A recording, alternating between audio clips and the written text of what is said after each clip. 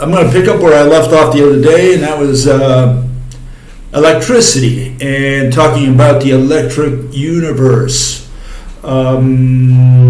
It's a good way to start the lecture on space, okay, on nothing, vacuum. That's what we're going to talk about today. Anyways, let me just summarize. Those who want to see what I talked about can go to the previous video. But let me tell you what I talked about the other day. Here's a little bit of a summary, okay? And these are the fatal problems with the electric universe. Now, the electric universe criticize the establishment just like I do. They don't like black holes, dark matter, Big Bang, all that stuff. We're all against all that. So on those issues like those, we see eye to eye. We don't always criticize them from the same point of view. That's one issue. But the problem I've got with the electric universe, they've invited me over there if I wanted to join them, and I'm like the Three Stooges, imitating the Three Musketeers, and I think it was Mo who said, "All for one and one for all." And Curdy says, "I'm for myself." And that's more or less the situation here. I'm for myself. I don't have to join the electric universe because I think what they propose is nonsense. It's got nothing to do with science or with physics. And here are the reasons. The main ones, I've got a lot more, but these are the main ones. They purport to do classical physics. What's classical physics? Well, that's a term that refers to rational, visualizable, imaginable, illustratable physics. And quantum is not any of that, or general relativity. You cannot imagine anything, any of the physical interpretations, right, of mathematical physics. They're all irrational, completely. Particles at two places at once, one particle affects the other one from a distance, nothing in between, and so on. So there's a lot of problems with the establishment's version of physics. But part of the problem here is that electric universe does more or less the same thing, and they don't realize that. And again, they purport to represent the classical world. They want to do classical physics, with real objects. And the problem is that they rely on the quantum, what they call quantum objects, among them specifically the quantum atom, okay? And they use the planetary model. That's one of the big problems. And you've seen it somewhere out there, that's the planetary model, okay? What do you see? Well, you see a little electron bead, the blue one, going around, falling to different energy levels or rising to an energy level. And the question that anyone who proposes this model has to answer is, why doesn't the bead, which is negative, fall to the positive nucleus all the way? And why does it spontaneously fly away? Why does it stay within these so-called orbitals, whatever those are? And there's no answer to this day on those questions. The problem here is that the electric universe they use the same model of the atom. That's what they're going to do their electricity with.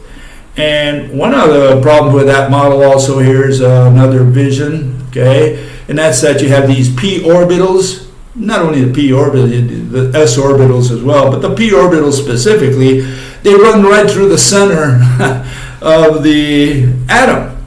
And you're saying, hold it, the bead is negative, the nucleus is positive, and this electron bead approaches the nucleus and goes right through it, or gets very close to it and then just comes out back again. So they have these two versions. And the question is, why doesn't it get stuck to the nucleus? There's no answer to that question. So they have this irrational model of the atom. That's what they use, and that's what the electric universe uses.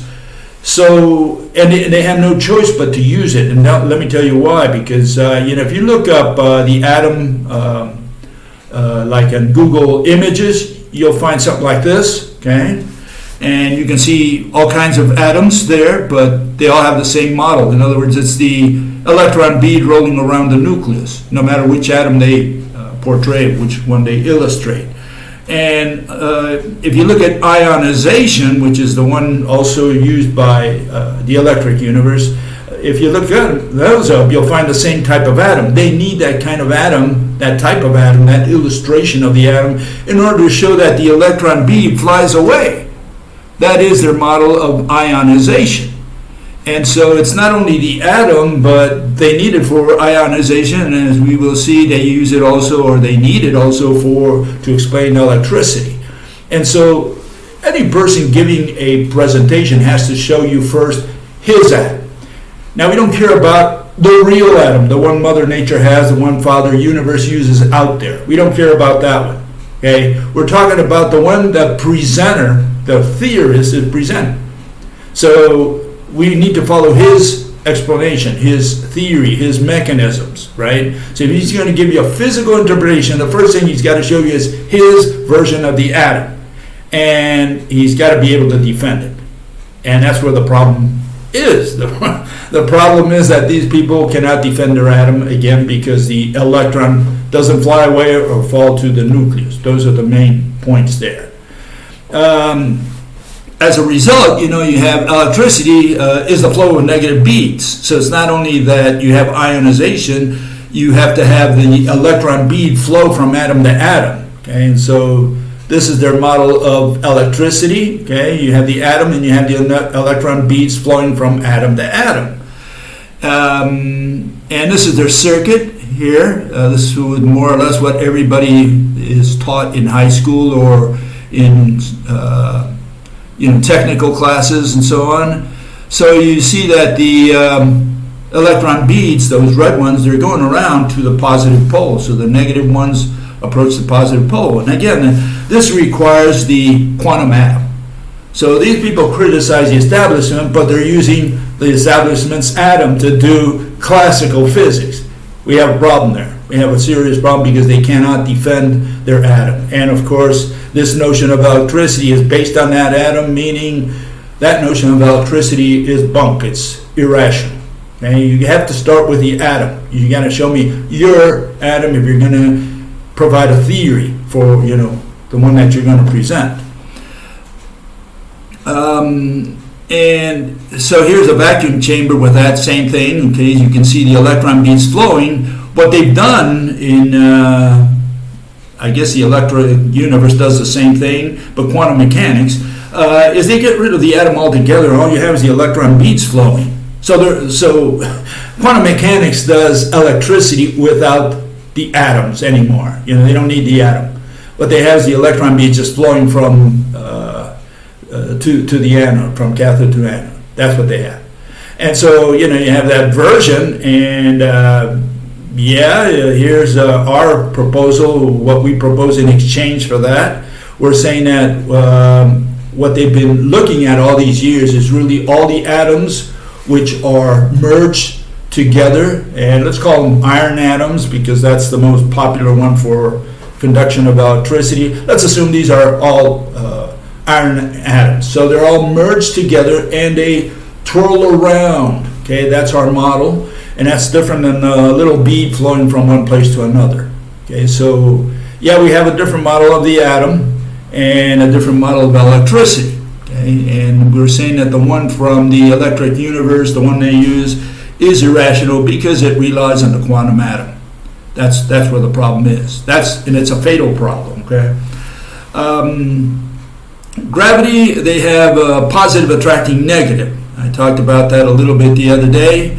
But let's continue. It's a little lengthy to talk about that. They're just saying some charges build up at the surface of the sun and the earth, and one is positive, the other one is negative, and that's how they attract each other. I don't think so. And we'll see a little illustration of that later on today. Okay, what's the other problem? The problem is that they use light for light, they use waves, and they use particles. They've never had a different model than waves or particles.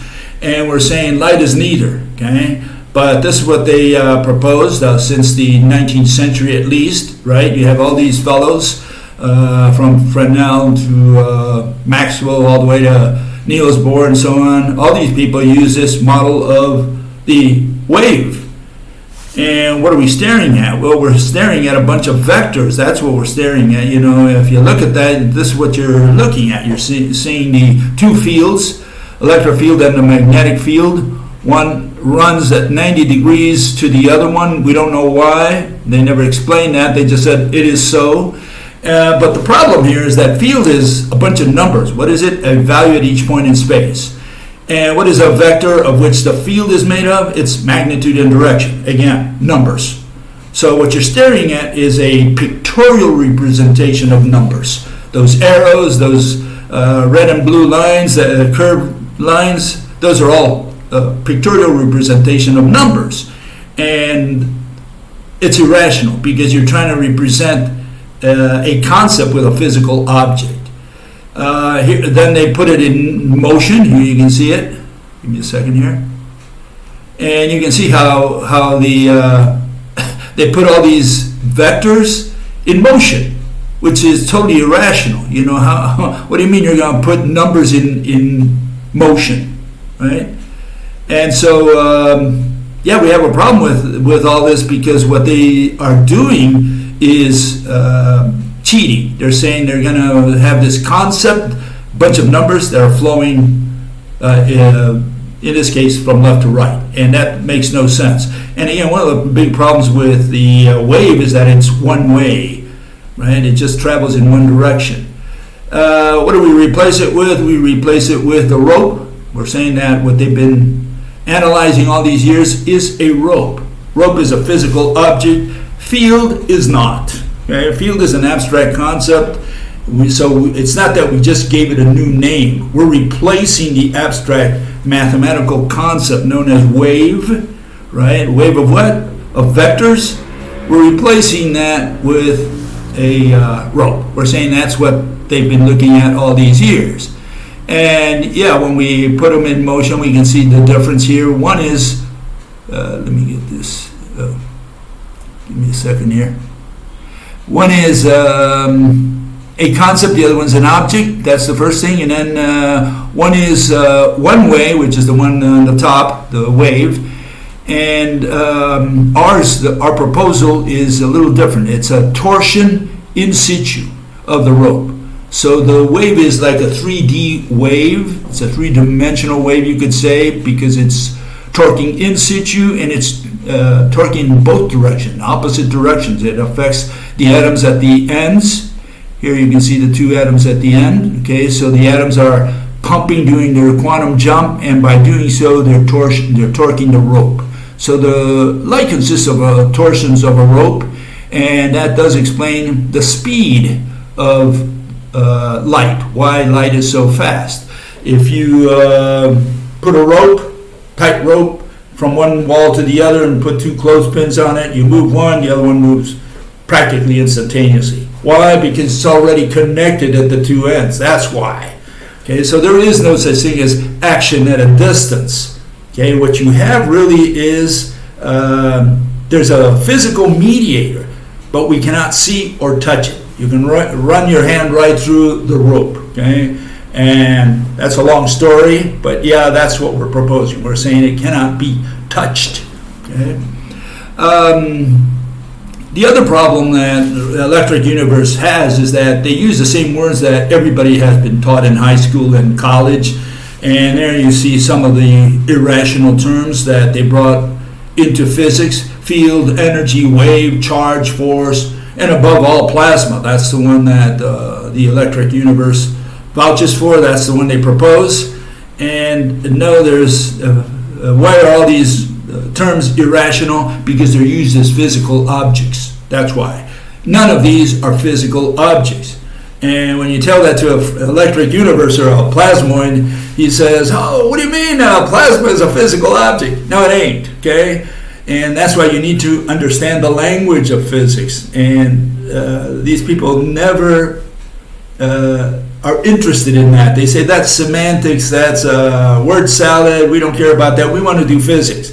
No, if you're going to give a physical interpretation, you had better get your language straight. And among those things that you need to get straight is that neither electricity nor plasma are physical objects. And that's when these people go out of their minds. They say, what do you mean they're not objects? Yeah, plasma is a thing in motion. It's already in motion.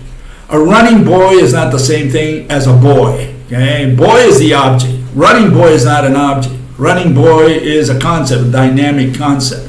Plasma is a running boy. It's what is it? What do you call it? Ionized gas, right? Here, in fact, here you have a version of what plasma is. Okay, plasma. You cannot take a snapshot of plasma. Why? Because plasma is defined as being something in motion. Ionized gas. Here you have a different version of that. Let me get it up here. Okay, you can see it. The one on the left, that's not plasma. That's whatever it is. Plasma has to have motion, okay? Because what is plasma? It's defined as ionized gas. That's why. And people don't always understand that. They think it's just nitpicking on the language. Yeah, we're going to nitpick on the language because, again, you can't have something that is in motion and say you're going to move it. Okay? Plasma is not a static thing that you can, again, take a picture of. Plasma is in motion, and ionized is a dynamic concept. You cannot use that as a physical object in physics. You can use a stone, you can use a rock, you can use a tree, you can use a house. Those are all static objects. They don't move, okay? First you show me the object, then you can move it. You can't say, oh, this is plasma, and show me something that's already in motion, say that's plasma. No. You can't point to plasma because what you're doing is watching a movie. And you can't synthesize it in a single frame because, again, plasma is ionized, ED, ionizing, constantly ionizing gas. Okay, gas is a physical object. Ionized gas is not a physical object. And it takes a long time for the electric universe to understand that. Sometimes they don't. They never come around. They never figure it out. Okay, and what's the other issue? The other issue is that in order to have this electricity across the universe, these filaments they talk about, they have to fill space with matter. And they have all this electricity going from one galaxy to another. And you can't have that without matter. And that's where, again, that's where the whole theory falls apart. You absolutely need atoms out there to do electricity, and there are no atoms out there in space. Most of it is empty space, what we call empty space. That's what we're going to talk about today.